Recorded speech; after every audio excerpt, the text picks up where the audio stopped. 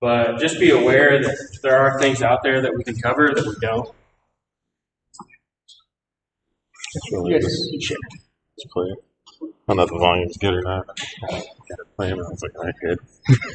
So, it's really good.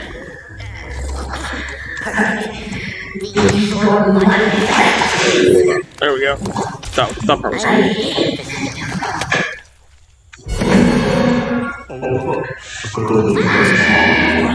Just one more for inside. Thank you.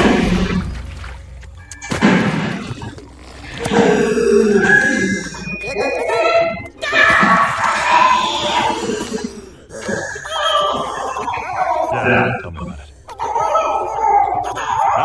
Not Joe. She's not the easiest person to be close to. There's a wall there. Trust me. I was a future book. I had been first to all the creatures. Please continue.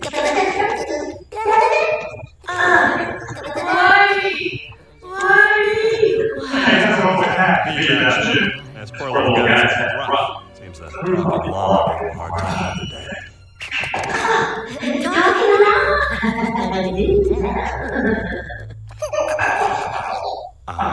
doesn't want to talk to you.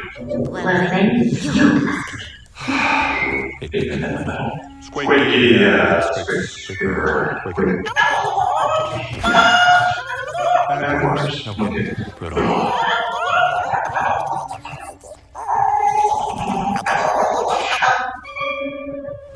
Could you just follow me there? We'll be back more playing. How is this? Now I think which way is that holding Squeaky.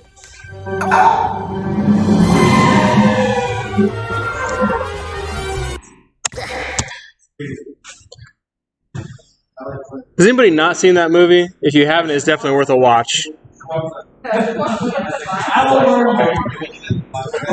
Maybe tomorrow. All right, so environmental threats. This could be a very large rabbit hole very quickly, right? There's a lot of things to cover. As an unclassified brief, please watch your drinks. If we go outside, use appropriate gear. Obviously, it's not raining, so what weather gear isn't going to be necessary. Tomorrow, maybe. I think Sergeant Means is still your secondary today. So just played that for you. So who was a Boy Scout, Girl Scout, or did a lot of hunting in the woods? Who can identify with Crump versus, what's her name? Esmeralda. I want to call her Esmeralda. They're totally different. Boy Scouts? I just spent a long time in the woods. Okay. Boy Scouts. Anybody on that side of the room? I was a Weevilo. Weevilo. The highest I ever got was Star Scout. All my troop wanted to do was play dodgeball. I was like, I'm headed out. All right, so today we're going to cover bugs, snakes, hot weather, cold weather, altitude, and I threw in space because with the formation of Space Force, eventually that's going to be an issue. So that part isn't a testable thing, even if we had a test. So just keep in mind that's the part where you need to relax and have a little fun. So what's an arthropod? That big long definition, right? Make it easy for you. If you step on it and it crunches and it's a bug or a lobster, it's an arthropod.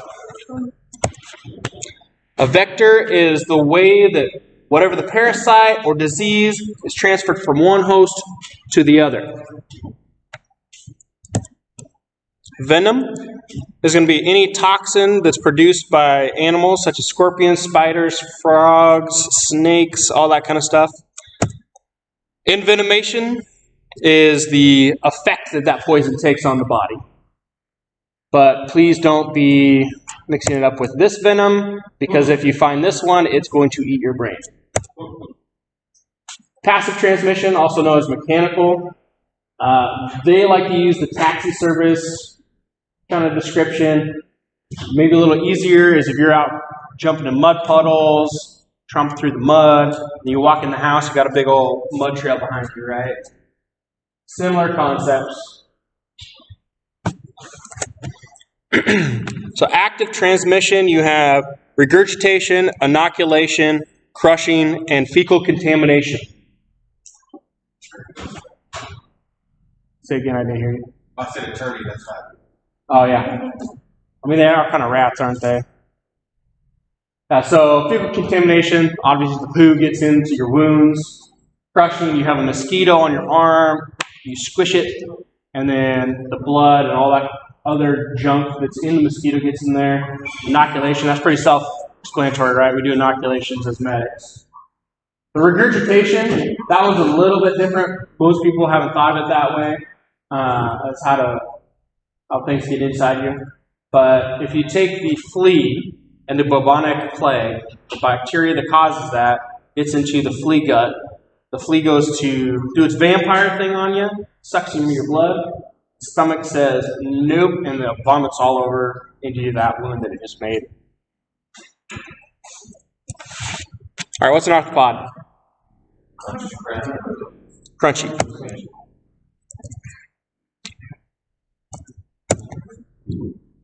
What are the 4 ways pathogens can be transmitted to humans via active transmission?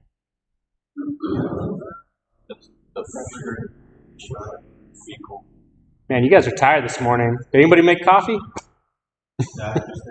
Okay. So inoculation, regurgitation, fecal contamination, crushing the vector. Mosquitoes. Everybody's favorite little bug. They live in more of a wet climate, typically. The larva can live in any standing water. It shows a river in there, but that's not necessarily true unless it's a really slow-moving river. Then that I could see. But usually it's calm, chill, like in that tire.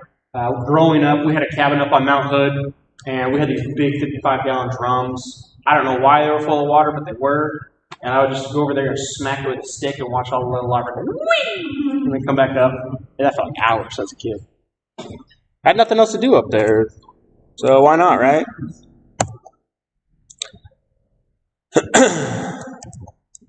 Obviously, preventing mosquito bites is the best way to avoid diseases, right? Who could tell me a way that we can prevent the bites? Yep. Bug spray, nets, education. Don't leave standing. I'll cover that in a minute, but yeah, there's some vaccines that you can get. Try to make sure you don't have standing water. Yeah, eliminate the standing water. If you have tires, like if you don't like doing the whole tire flipping thing, drill some holes in it so that way it can drain. Or just get rid of the tires altogether. But it does raise an interesting question. If we eliminate mosquitoes altogether, what happens to the rest of the ecosystem? Is it affected in a big way, or is it not? To a point because it is a predator, right? Technically. What do they do to the ecosystem? That's a good question. Smarter people than me know. they're a great food source for other Spiders, fish, I guess. spiders. Just something to think about. So the female mosquitoes are the ones that transfers. Sorry, I thought I turned that off. The female mosquitoes are the ones that transfer all the icky bugs and diseases and all that kind of stuff. Particularly the malaria. So the Bill Gates Foundation, I put that little mark in there. It used to be the Bill and Melinda, but when they got divorced, it's now just Bill Gates. They funded some companies to genetically modify mosquitoes and release them into the wild. So that way, the ones that are genetically altered will go to mate with the wild ones, and they won't produce any offspring, therefore eliminating them. Kind of a cool thought and process. The last time Florida released the genetically modified was in April of 2021. What's that? It kind of seems like Jurassic Park to me. Oh, 100% is Jurassic Park. Oh, yeah. What's the line? Something along the lines of, You were so concerned of whether you could do something, you didn't stop to consider should you. Yeah. That modified stuff is gonna, who knows? Maybe we'll have alligators getting really, really big. That's a very good reason to have an AR at home, by the way, if you live in the South. Yeah, anywhere really. The horribly evil chloroquine family that we learned about over the last 2 years, right? This is all the places where it's sensitive and resistant. I looked up the more recent map because obviously these slides are super old, right? Not much has changed. Malaria can take effect anywhere between 7 and 30 days after the bite. So if you have a soldier that comes home and they were just in one of those areas that, have malaria, make sure you consider that in your thinking processes. But fever alternating with fever and chills alternating, headache, muscle aches, sweats, abdominal pain, diarrhea. Like I mentioned, make sure you consider it as a possibility if they just came home from somewhere. Malaria map also has not changed a whole lot. We don't have it here in the U.S., which is nice. Awesome coolness. They said that you couldn't have a vaccine for a parasite, right? October 6, 2021, just a couple months ago, they released the Glaxosmithkline malaria vaccine. World Health Organization is recommending it for everybody in those endemic areas now. So, in the future when we do go deploy to Somalia or somewhere else in Africa or something like that, it's very possible you're going to get this vaccine. It's treated with, drugs. That's all you can really do is treat it once you get it. Obviously, avoid the mosquito bites as you can. That's an example of a mosquito net. They call it a mosquito bar. I don't know why. Dengue fever. It's very explosive in nature and has a high percentage of casualties in a short period of time. The recovery period is long as well. If you don't treat it, it can have a 20% mortality rate. Prevention and PPE are key, just like any other mosquito issue. Put up your nets at night, that kind of thing. But there's also a vaccine. This is relatively new as well. December of 2015, it was licensed in Mexico, and the WHO is recommending it for age group 9 to 45 in endemic areas. It's now licensed in 20 countries, and I'm not sure how to say that manufacturer, so I'm not going to bother with it, but it's a 3-dose series. Yellow fever, again, it's not something we deal with here in the U.S., but do keep it in your radar as you deploy. Treatment is supportive.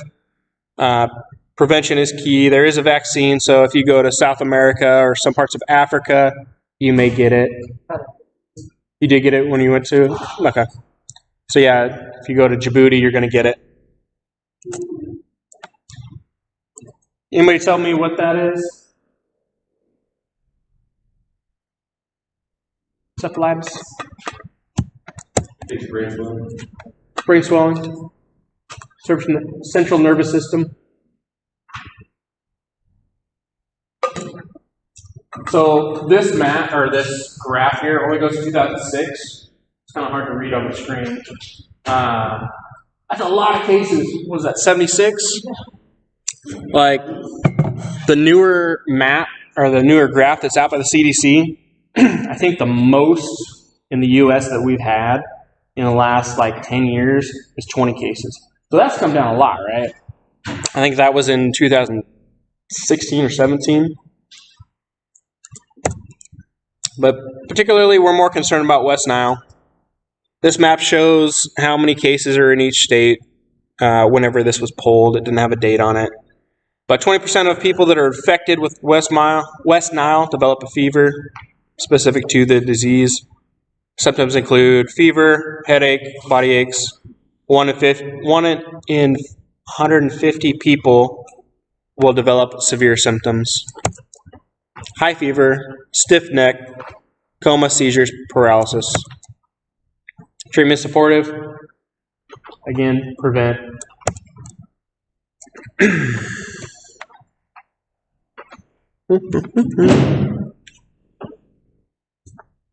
Oh, this is so weird doing it in this angle.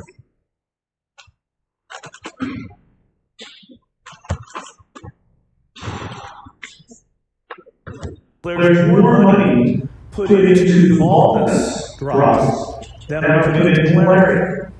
Now, baldness is a terrible thing. And rich men are afflicted. And so that's why that priority has been set. But malaria, even the million deaths a year caused by malaria, greatly understates its impact. Over 200 million people at any one time are suffering from it. It means you can't get the economies in these areas going because it holds things back so much. Now, malaria, of course, is transmitted by mosquitoes. I brought some here so you could experience this. Let those roam around the auditory a little bit. There. There's no reason only poor people should have these.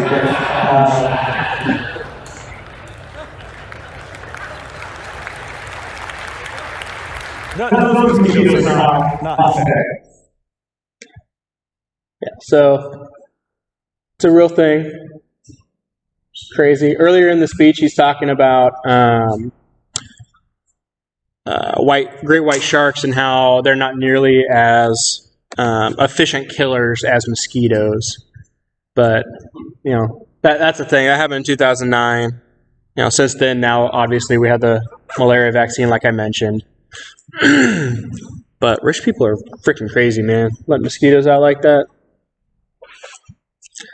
All right. Which outbreaks are associated with these vectors? Anybody know? Bubonic plague is fleas. It's a cockroach and filth fly. So cholera, that kind of stuff. Filth flies transfer disease by passive. So that's that track in the mud in the house, right? In Los Angeles and San Francisco, because they're allowing like the homeless and stuff to poop and pee in the streets, you're getting a lot more of these flies, right? So these diseases are a third world or a medieval type disease. They're starting to show back up. So if you live in the city, it's probably time to get out because that's becoming more of a common thing. I know OHSU, during one of our last grand rounds, we talked about funding for typhoid vaccines because we're seeing typhoid coming back in our homeless population. Mm-hmm. Yeah, that kind of stuff is definitely back on the rise. Interesting, though. I didn't know that they were looking back into a vaccine for that. But anybody else got a homeless person pooping in the street story? No? Yeah.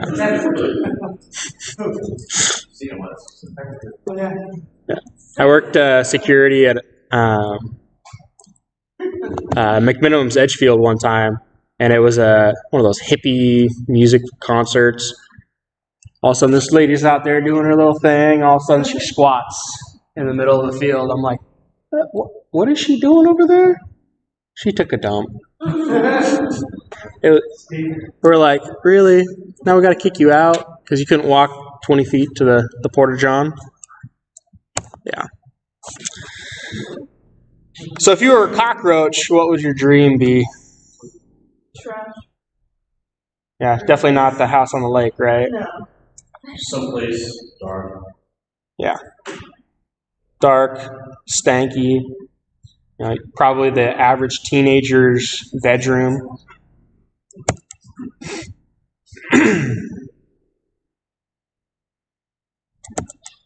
Sandflies.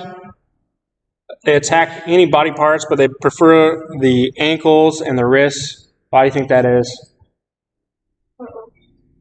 Easy. I've got mine cuffed, right? I'm sure a lot of other people do it too. See at least two other. And then as far as the ankles go, most of the time we have it tucked in or bloused somehow, right? Well, when it gets real hot out, muggy, we tend to unblouse right up there. Anybody know the diseases? Leishmaniasis. That's such a hard word to say. Like, to me, that seems like one of the creatures from like The Witcher or something, right? So Sandfly fever,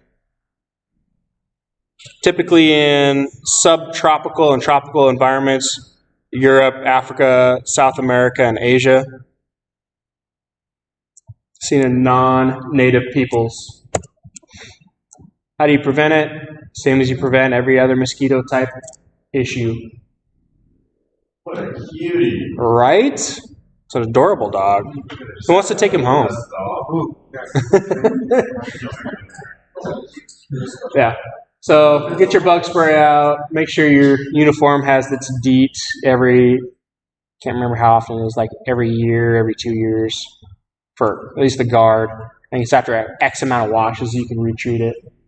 Talk to your field sanitation person, and they can get you the equipment to put the DEET back on your uniforms. Typically, it's only found in third world countries. We don't necessarily see it here, but strange things happen. Prevention, obviously, wear the proper uniforms, bug sprays, don't touch the wildlife. Here's your fleas there, Big Sarge. Plague, typhus, however you say that. Potential bioweapons, why would that be a thing, I think? Because you can release them on your enemy. Have them spread disease to their kids. Exactly. Kind of like what Bill Gates just did, right? In that room. If he decided to infect those mosquitoes with malaria or something. Pretty easy, right?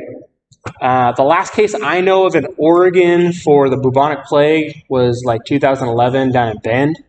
So it does still happen naturally. But a little tweak to the genome probably isn't that hard to do with today's technology. Fleas are found in the same places as rodents and become infected by biting them. Now that's why in the medieval times, people thought that was the rats that were the vectors, but they were just the vector for the vector.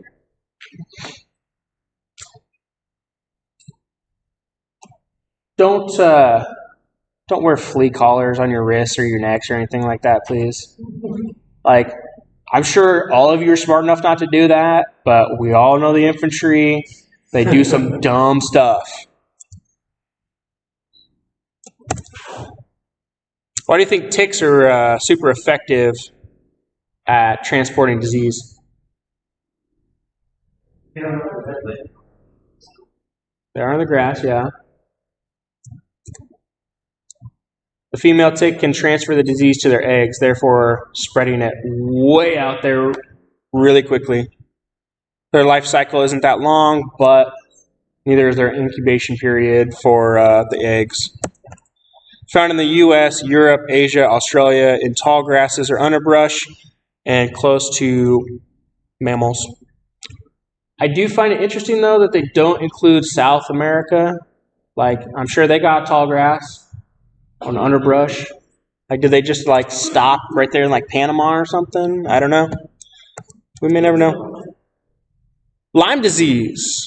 This is a fun one. Say again? Just hear a lot about it. Yeah, not as, I guess you don't really hear much about it anymore, do you? I think much. I think it's all a lot. That's fair.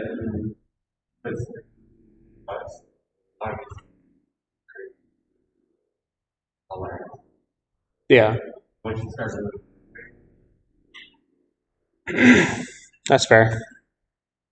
Yeah, so the typical bullseye, right? I got a picture coming up in a minute.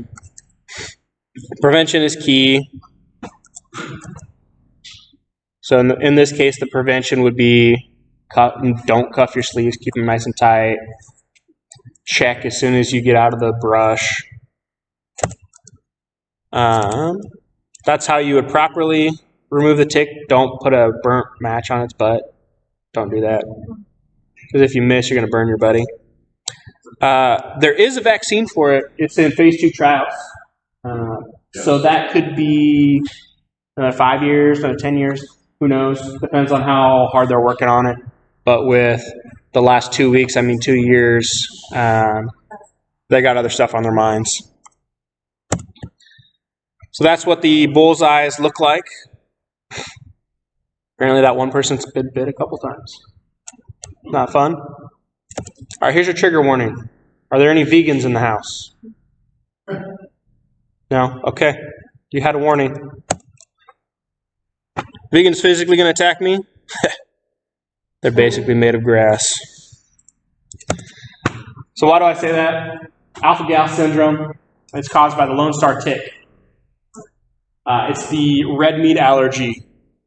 It can cause anaphylaxis when you eat beef or other type of meat that has alpha-gal in it. Mites, like your scabies. Anybody work in a hospital? Does everybody get itchy as soon as scabies and lice are talked about? Yeah, I'm getting itchy now thinking about it. Gross. Habitat is tall grass, homeless camps, underbrush.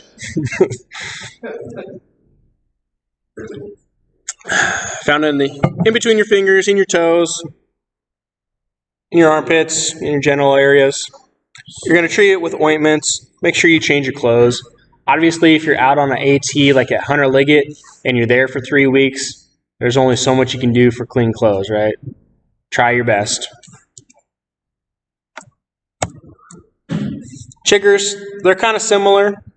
They give you that nice peppered look on your legs or your arms or wherever they're going to attack you at. But they're pretty similar to scabies and the rest of the mite family. It also looks kind of like heat rash. It kind of does, yeah. Heat rash. Lice. This is what a body louse looks like. You know, a lot of the homeless camps, you might see this. But for the most part, in today's society, we don't have this. In first world countries, you're going to see this in like a third world. They're super easy to transport between people. That's what a head lice looks like. Anybody have a head lice as a kid? I know I did. I went to go get a haircut, and they're like, yeah, we can't give you a haircut. You have head lice. So my dad took me home. He grabbed a gallon of bleach, had me stick my head over the sink, and pour it on my head. Horrible experience. Totally lousy. Don't recommend it. Also, horrible treatment way. Don't do that. If you shave your head, that helps get rid of lice. Yeah. I mean, you had to clean everything. All your blankets, all your couches, baseball hats. And stuff animals when you want to die, you have to put it all in a bag, that's something out for like a couple weeks. Yeah. And then you have to do it all over again. Like forever. No. I think my dad actually just threw all my teddy bears in the fireplace.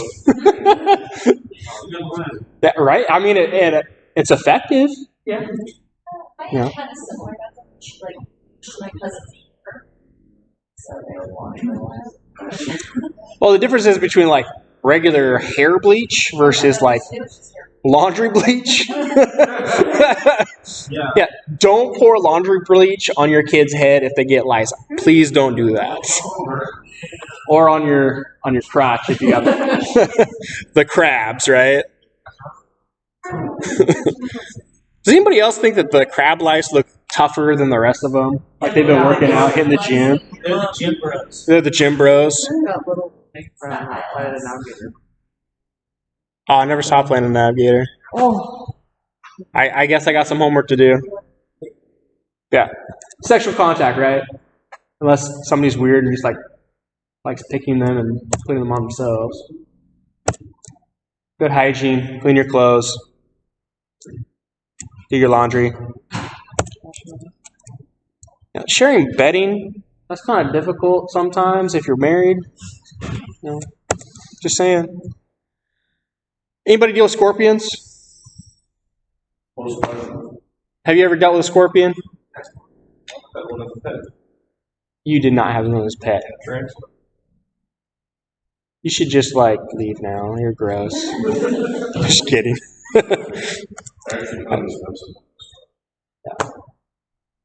All of them look pretty much like that, right?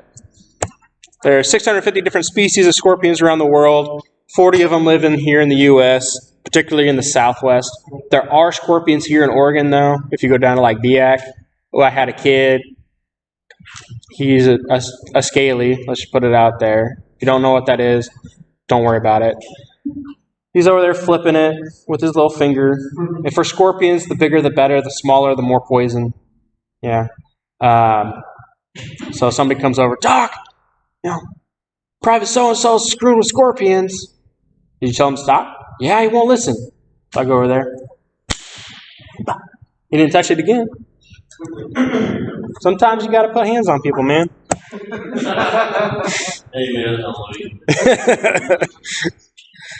Yeah, so the initial sting for some are pretty painful. Some with no pain. Again, it depends on the size and the type. Talk to your Mo. The one that's deadly should not be confused with this scorpion. This one will kill you no matter what. He's very deadly. Extremely deadly. I just watched the new movie again the other night. Brown recluse. I see we have a no spider fan over there. Are you afraid of spiders? Okay. Well, there's a couple of. It's okay. So your Indiana Jones moment of spiders, mine is snakes. So I feel you. I literally get that thing. Don't just turn around then. Yeah, don't turn around. I'll tell you when it's safe. Okay, don't believe anybody else.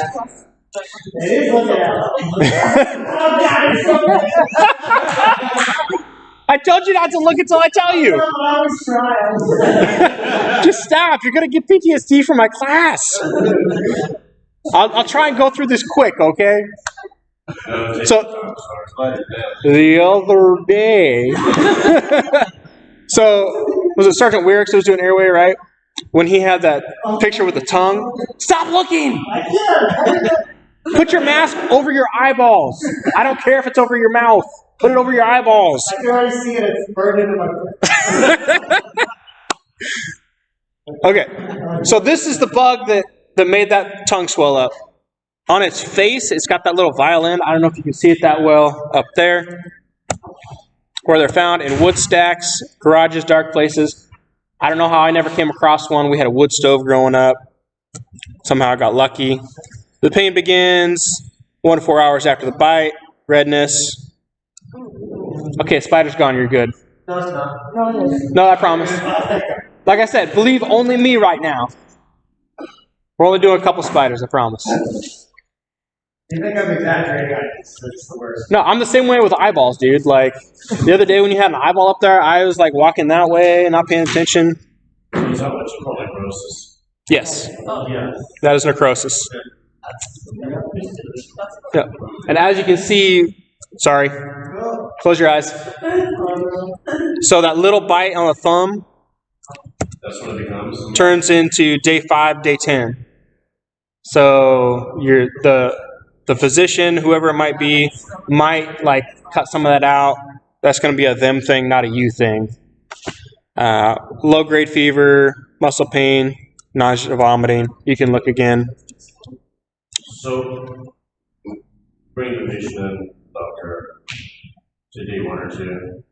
What do they do to keep from getting that day 7 picture? That's a great question. I don't have an answer for you. Things like that. What's the question?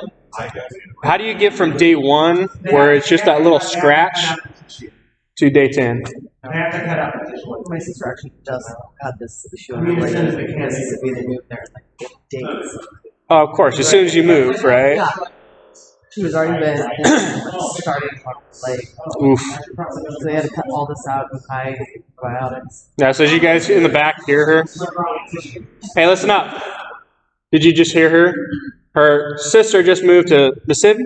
2 days later, got one of these bites. Doctor cut it all out. Antibiotics, that kind of stuff. So it kind of answers the question, right? Hey, they do live here in Oregon, man. I know. I've never crossed my foot. I've never. It's huge. That's the worst thing, is especially when you're not expecting it, is something crawling over your foot. Yeah, I was just like, I don't mind spiders, but I definitely don't shoot. All right. Hey, get ready for a black widow. Eyes. Normally it's earmuffs, right? This time it's eye muffs. All right, one more click and it's going to be there, okay? All right, are you sure you're ready? I'll survive. Okay, I believe in you. What's it look like? That. Hourglass, right? How do you know that's peripheral vision? I can still see it. Do you want me to go back to the other one? All right, so what does it look like? Like that.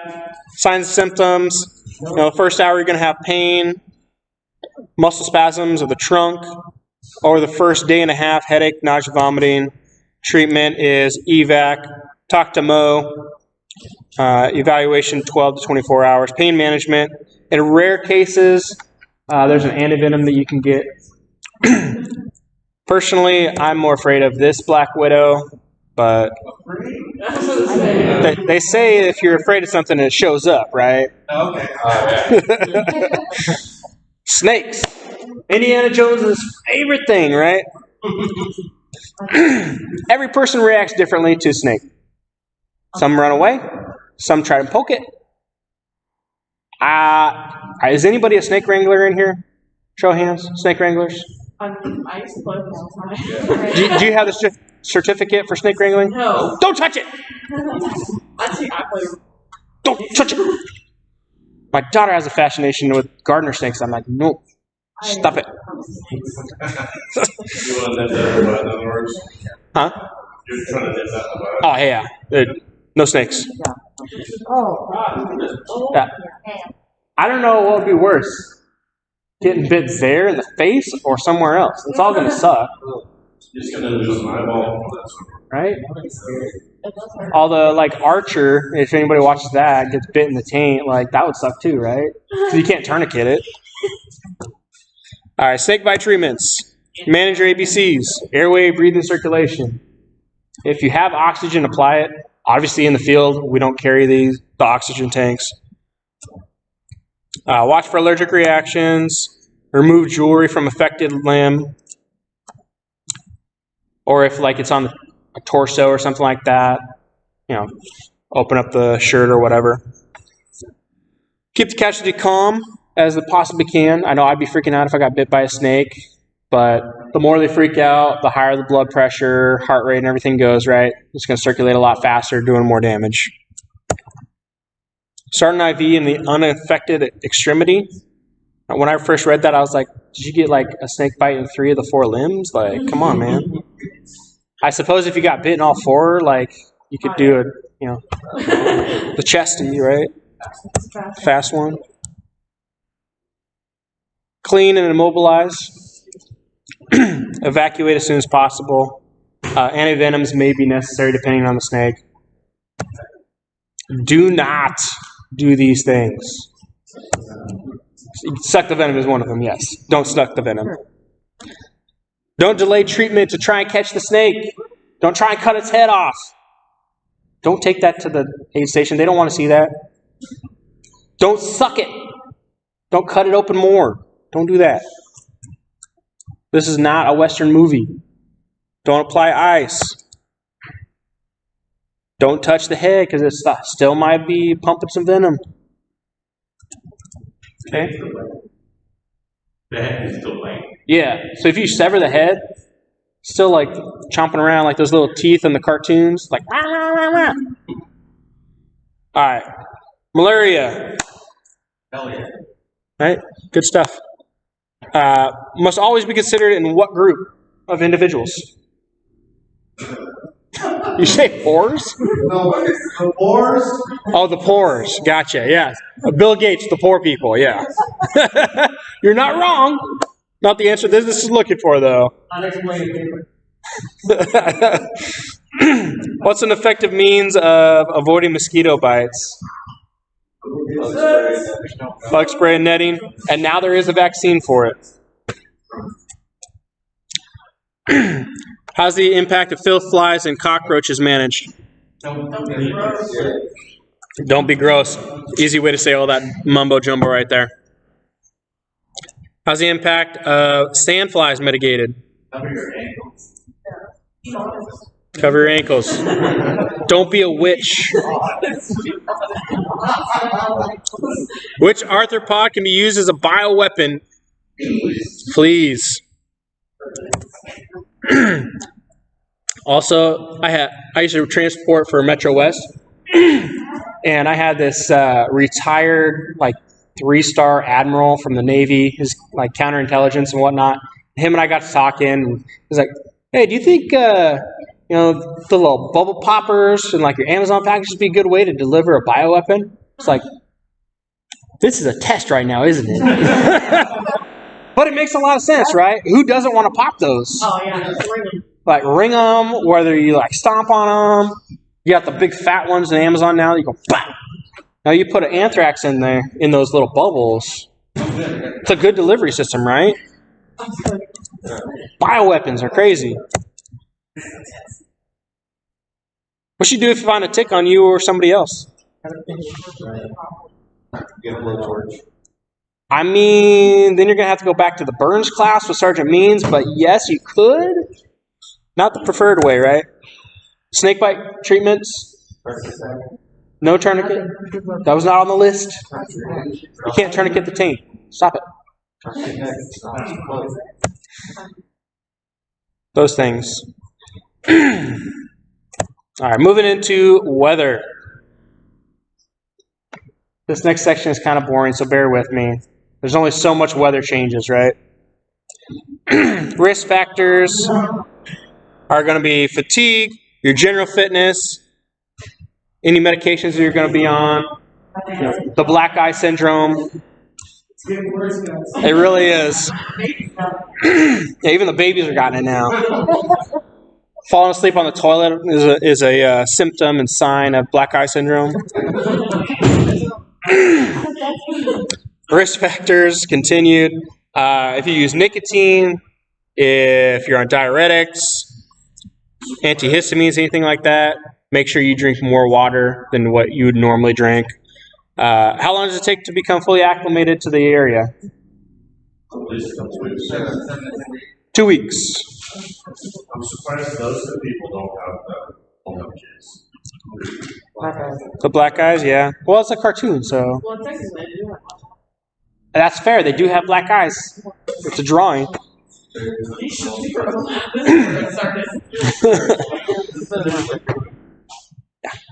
Do you guys want a quick break? Anybody got pee? All right. Go take a few minutes, go pee.